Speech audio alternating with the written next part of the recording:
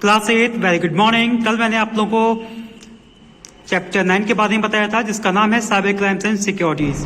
कल मैंने आपको बताया था कंप्यूटर एथिक्स के बारे में कि कंप्यूटर एथिक्स क्या होते हैं। कंप्यूटर एथिक्स वो रूल्स और रेगुलेशंस होते हैं जिनको आप फॉलो अप करते हैं जब आप ऑनलाइन होते हैं, इंटरनेट पे होते हैं। उसके बाद मैंने आपको बताया था कि जब आप कंप्यूटर के फील्ड में आप काम करते हैं तो आपको कुछ रूल्स को, कुछ राइट्स को फॉलो करना होता है और आपको उनको जानना चाहिए। पहला है इंटेलेक्चुअल प्रॉपर्टी राइट, दूसरा है कॉपी राइट, तीसरा है सॉफ्टवेयर पायरेसी और लास्ट है आपका प्राइवेसी। इंटेलेक्चुअल प्रॉपर्टी राइट्स क्या होते हैं? When you buy something it becomes your property। जब आप किसी चीज को खरीदते हैं तो वो आपकी प्रॉपर्टी बन जाता है। Your property is protected by the law. और ये जो आपकी प्रॉपर्टी होती है ये कानून इसकी आपकी रक्षा करता है कि आपकी प्रॉपर्टी है and you have a right over your property और आपका इस प्रॉपर्टी पे अधिकार है।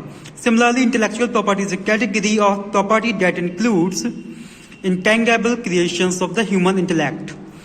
मीन्स इसी प्रकार से इंटेलेक्चुअल जो आपकी प्रॉपर्टी होती है, इंटेलेक्चुअल प्रॉपर्टीज क्या होती है? जो आप ऑनलाइन जाते हैं, आप लोग देखते हैं ऑनलाइन कोर्सेज होते हैं कोर्सेरा पे और दूसरी जगहों पे, तो उनको कहते हैं आप पे उन इंटेलेक्चुअल प्रॉपर्टीज पे जो व्यक्ति इनको क्रिएट करता है उसका अधिकार होता है इन पे। Therefore, it is illegal if anyone use those ideas, thoughts without the permission of its owner। तो ये बिल्कुल इलीगल है, ये बिल्कुल कहते हैं कानून के बिल्कुल विरोध में है कि कहते हैं आप किसी के आइडियाज को आप चोरी करते हैं, आप किसी के थॉट्स, विचारों को चोरी करते हैं बिना उसके जो ऑनर होता है, उसका जो मालिक होता है, बिना उसकी सहमति के। इसके बाद हमारा नेक्स्ट टॉपिक आता है कॉपीराइट। कॉपीराइट डिक्शनरी इसमें डिफाइन करती है। The dictionary defines copyright as a person exclusive right to reproduce, publish और sell his original work of authorship as a literacy, musical, dramatic, artistic और आर्किटेक्चरल वर्क।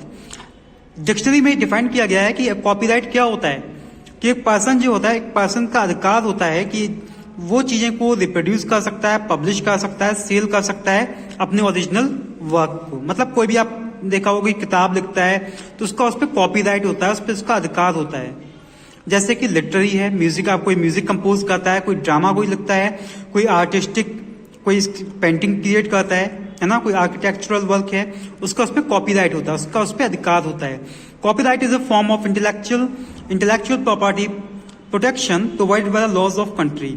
तो जो हमारी कंट्री का जो कानून होता है, लॉ ऑफ कंट्री, हमारे देश का जो कहते हैं कानून होता है ना, वो हमारी कहते हैं जो भी इनकी प्रोटेक्शन करता है, जो भी हमारी इंटेलेक्चुअल प्रॉपर्टी होती है। जैसे आप कोई बुक पब्लिश करते हैं, आप कोई कहते हैं म्यूजिक कंपोज करते हैं।